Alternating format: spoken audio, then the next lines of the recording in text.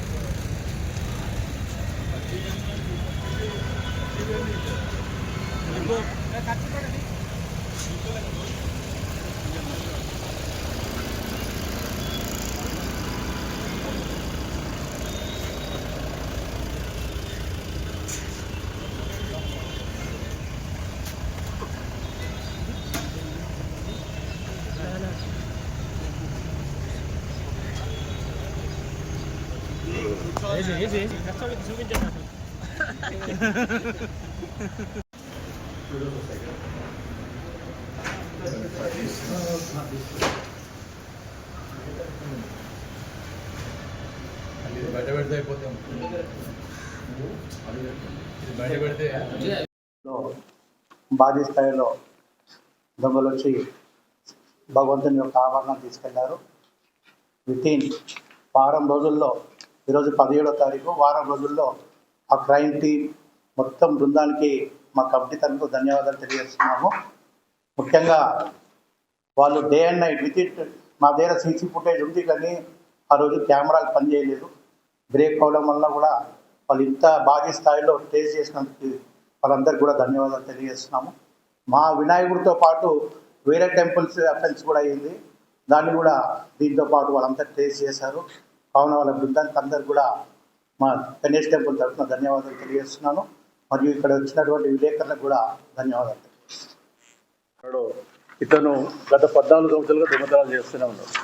అన్ని టెంపుల్స్లోనే చేస్తాడు. అక్కడ ఎవరు దాదాపు ఇది ఇప్పటికీ 26 చేసాడు. దీంతో కలిపి 27వ అఫెన్సివ్ దొంగతనం చేయడం, టెంపుల్ అఫెన్సెస్.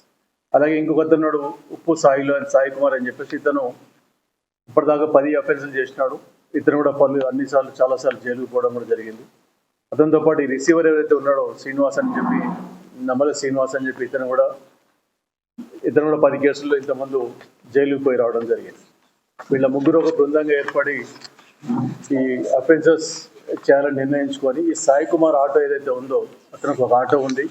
ఈ ఆటోలో తిరుగుకుంటూ ఈ రాత్రి కూడా ఈ టెంపుల్స్ ఏవైతే ఉంటాయో, ఎక్కడైతే సీసీ కెమెరాలు ఉండవో, ఎక్కడైతే సెక్యూరిటీ పర్సన్స్ ఉండరో, ఎక్కడైతే సరిగ్గా లాకింగ్ సిస్టమ్ టెంపుల్ సంబంధించిన తాళాలు సరిగ్గా వేసుకొని ఉండరో, ఇటువంటి ప్లేసులు అంటే కొద్దిగా ఐసోలేటెడ్గా ఉన్న ప్లేసులు ఇటువంటివి చూసి వాళ్ళు రెక్కి చేసి ఈ ఆభరణాలు ఎక్కువగా ఎక్కడ ఉంటాయి చూసుకొని అటువంటి దాంట్లో ఆ టెంపుల్స్లో దొంగతనానికి అలవాటు పడి వీళ్ళు ఈ ఆర్టికల్స్ తీసుకెళ్ళటం, అమ్మడం, ఈ జైలుకు పోవడం కూడా పరిపాటిగా అయిపోయింది వీళ్ళకి.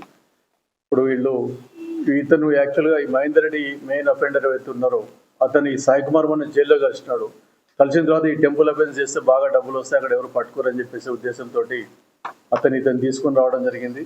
ఈ సాయి కుమార్, ఈ శ్రీనివాస్ అనే అతను ఎవరైతే ఉన్నాడో ఇంకో అతన్ని అసోసియేట్గా చేసుకొని ముగ్గురు కలిసి ఈ అఫెన్స్ చేయడం జరిగింది. దాదాపు వీళ్ళంతా పాత నేరస్తులే ఉన్నారు. దీనిలో ముగ్గురు కూడా ఇంతకుముందు పలుమార్లు జైలు పోయి రావడం జరిగింది.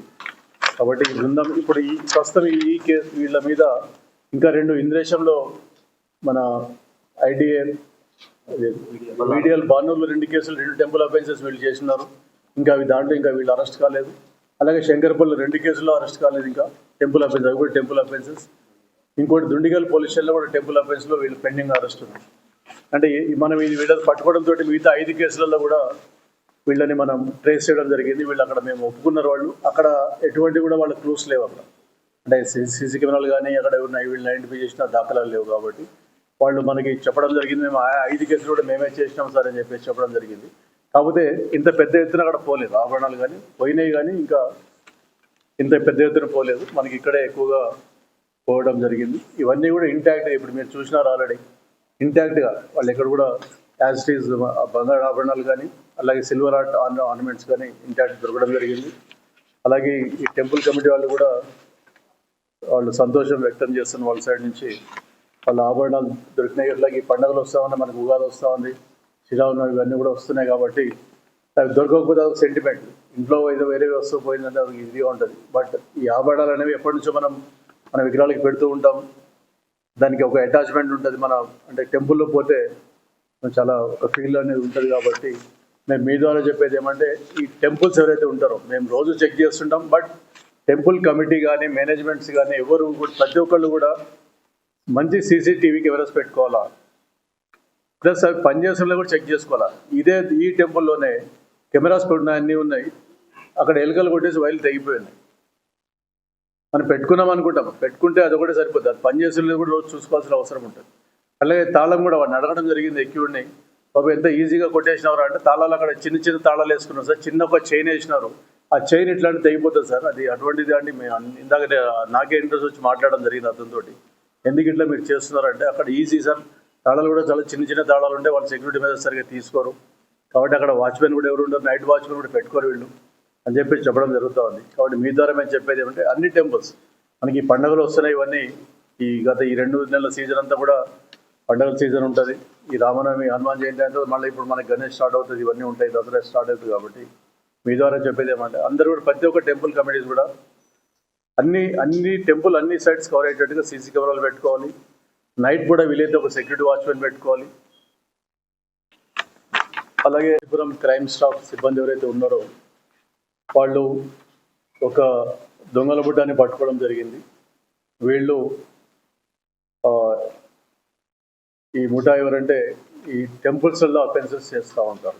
దీనికి బ్యాక్గ్రౌండ్లో ఏంటంటే, మనకి అందరికి తెలిసింది, అశోక్ నగర్లో వరసిద్ధి వినాయక స్వామి టెంపుల్ ఉంది.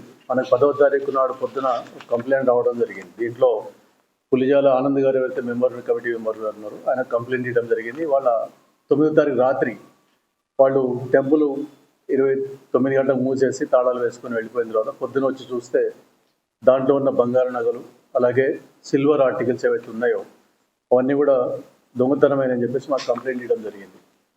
దాంట్లో ఈ బంగారం 62 గ్రాములు ఉంది, అలాగే సిల్వరు వెండి ఆభరణాలు 7.5 కిలోలుగా ఉన్నట్టుగా వాళ్ళు కంప్లైంట్ ఇవ్వడం జరిగింది 10వ తారీఖు నాడు.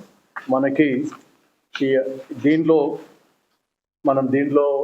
మా స్టాఫ్ అందరూ కూడా బాగా కష్టపడి నిన్న ఈ దొంగల ముఠాన్ని పట్టుకోవడం, 5 రోజుల్లోనే దీన్ని మనం పట్టుకోవడం జరిగింది.